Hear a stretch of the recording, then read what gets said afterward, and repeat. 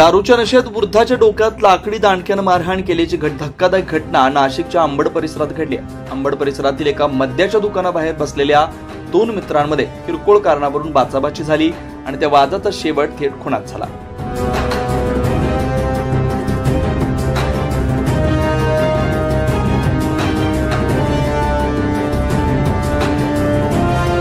आज दुपारी 12 वाजताच्या सुमारास अंबड पोलीस ठाण्याच्या हद्दीतील दत्त मंदिर बस स्टॉप जवळील देशी दारू दुकानाजवळ ही घटना घडली। सदर घटनेचा थरार मोबाईल कॅमेऱ्यात कैद झालाय।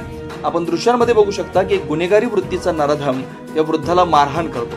मात्र या मारहाणी आधी या वृद्धाने देखील त्या मारहाण केल्याचा व्हिडिओ समोर आला। मात्र त्यानंतर या तरुणाचा राग अनावर झाल्यानं त्याने वृद्धाला लाकडी दांडक्यानं मारहाण केली। यामध्ये या वृद्धाच्या डोक्यात जबर मार लागल्यानं त्याचा मृत्यू झाला।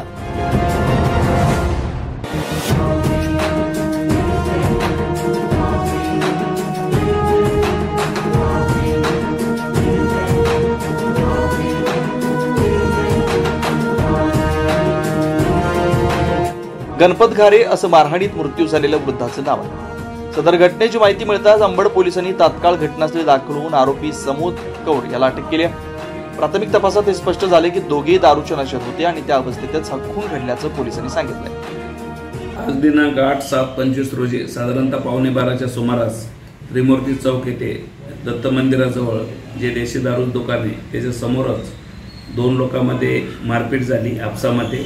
त्याच्यात मयत गणपत घारे यांना हॉस्पिटलमध्ये नेले असता तिथं त्यांचा मृत्यू घोषित करण्यात आलेला आहे। त्याच्यावरून पोलीस स्टेशन अंबड येथे गुन्हा दाखल करत आहोत। आरोपीला ताब्यात घेतलेला आहे। मागील काही दिवसांपासून नाशिक शहरात गुन्हेगारीच्या घटनांमध्ये सातत्यानं वाढ होत असल्याचं पाहायला मिळत आहे। सततच्या गुन्हेगारीचा नाशिककरांना अक्षरशः वीट आलाय।